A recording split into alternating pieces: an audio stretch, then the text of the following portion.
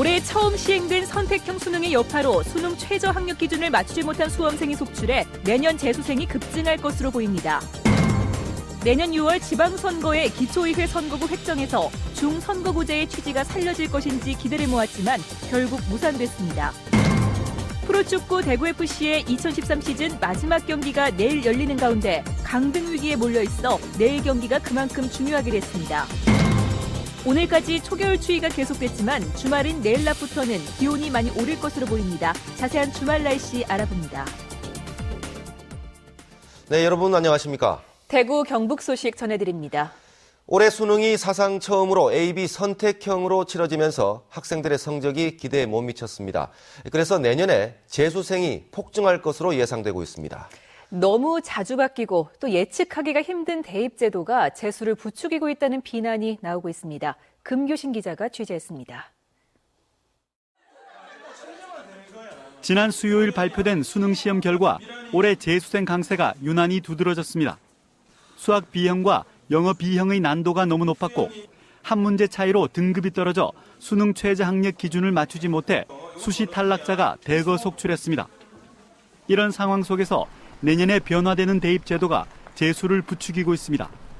많은 대학들이 수시보다 정시에 집중하면서 수능 100%만 반영하는 비율을 대폭 확대해 학생부 성적이 상대적으로 낮은 상위권이 유리해졌습니다.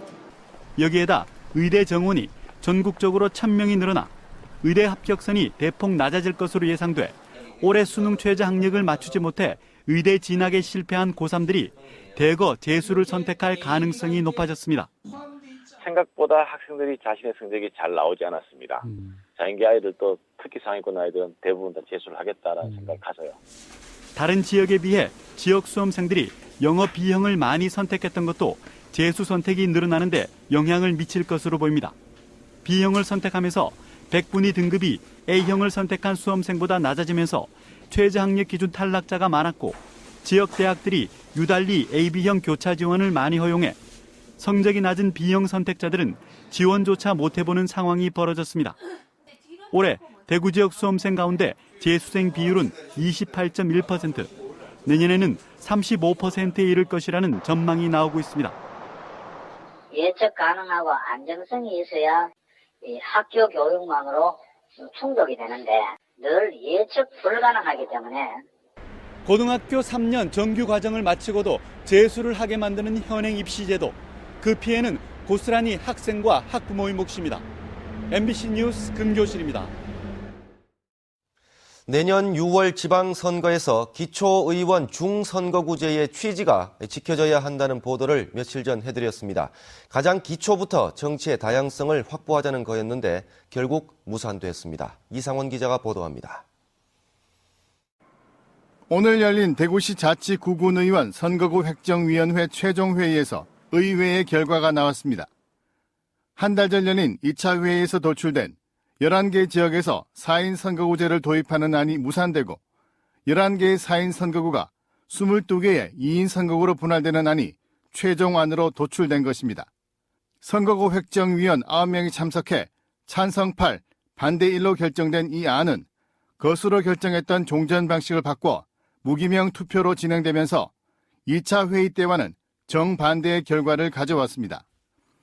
4인 선거구를 이제 11개에서 22개로 자르자는 안이 주로 구군과 새누리당 의견이고 나머지 이제 그 진보정의당이라든가 민주당은 4인 선거구를 선거구 획정위원회 세통 원안대로 가자는 의견이 올라왔었는데 선거구 획정위원들이 이 새누리당과 구군의 의견을 받아들여서 4인 선거구제 도입은 지난 지방선거 때도 선거구 획정안으로 추진되다 최종 결정 권한을 가진 대구시 의회가 거부해 도입이 무산됐지만 선거구 획정 단계에서 도입이 무산된 건 처음이어서 야권은 물론 지역 시민사회에도 상당한 충격과 허탈감을 안겨주고 있습니다.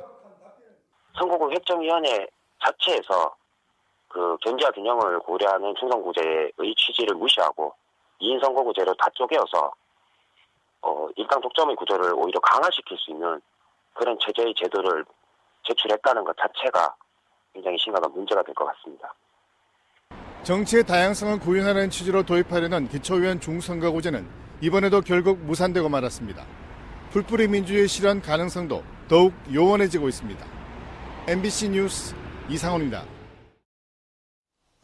여론조사를 해봤더니 우리 국민 대다수가 원전을 늘리는 것을 반대하는 것으로 나타났습니다. 안전을 위해서 전기요금을 더 내더라도 원전을 반대하는 국민이 더 많았습니다. 장성훈 기자가 보도합니다.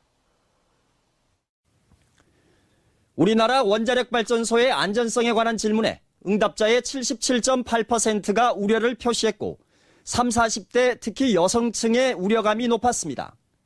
정부의 원전 정책에는 과반수 이상이 신뢰하지 않는다고 응답했습니다.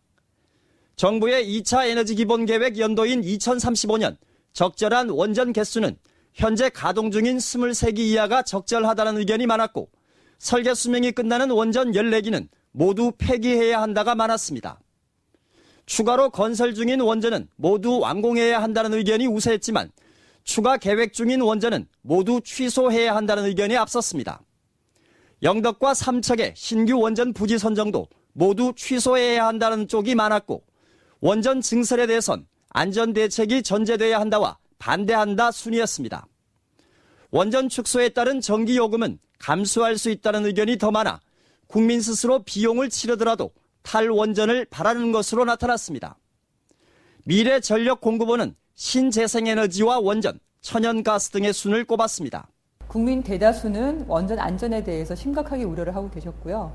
원전 축소를 위해서는 전기요금 인상과 같은 비용 분담을 기꺼이 감수할 그런 의지가 있었습니다.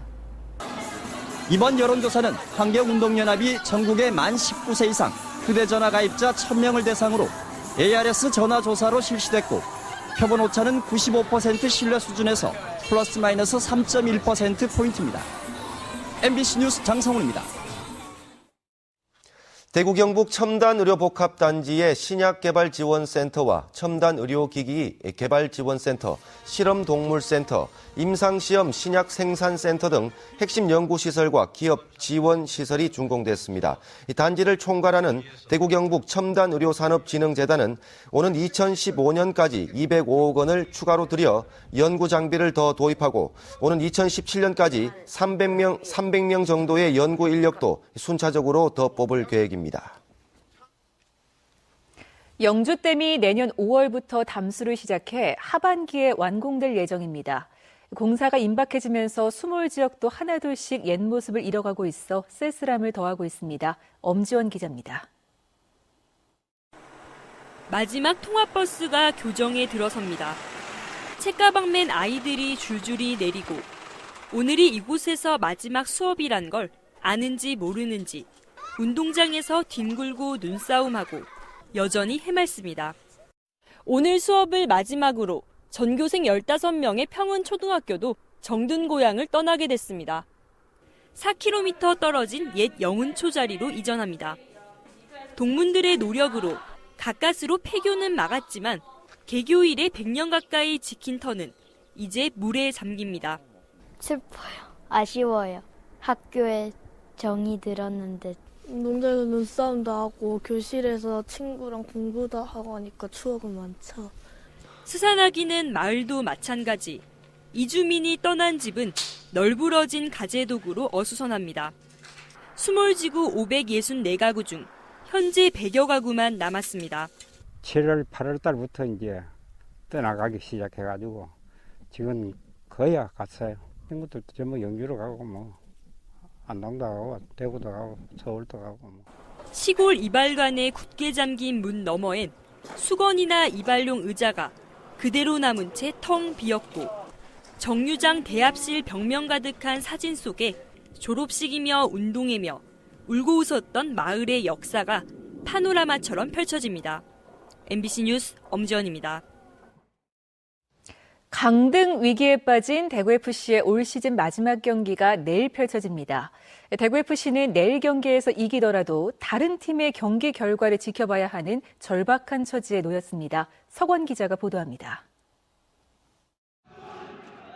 지난 수요일 강릉에서 펼쳐진 39라운드. 천당과 지옥을 오고 간 극적인 그러나 아쉬운 무승부로 끝이 났습니다.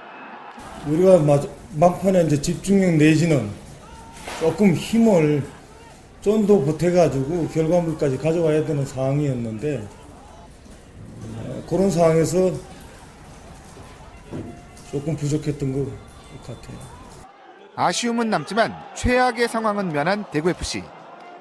13위 대구FC가 12위 강원을 넘어서기 위해선 일단 내일 경기에서 경남을 무조건 잡아야 합니다. 강원이 제주에게 승리할 경우엔 강원이 자력으로 12위를 지키는 상황. 결국 대구는 경남을 반드시 잡은 뒤 강원이 비기거나 져야만 12위가 가능한데요.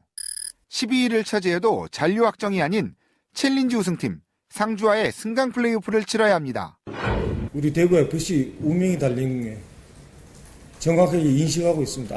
아주 강하게 인식하고 있어요.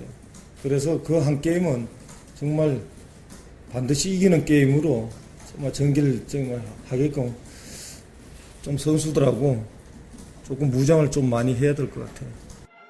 경우의 수를 넘어 다음 주 펼쳐지는 승강 플레이오프 티켓의 주인공이 과연 대구FC일지는 내일 40라운드에서 결정됩니다.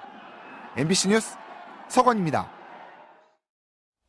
대구시는 오늘 저녁 7시 대구시민회관 그랜드 콘서트홀에서 김범일 대구시장과 지역 문화예술계 인사들이 참석한 가운데 대구시민회관 재개관 기념식을 가졌습니다.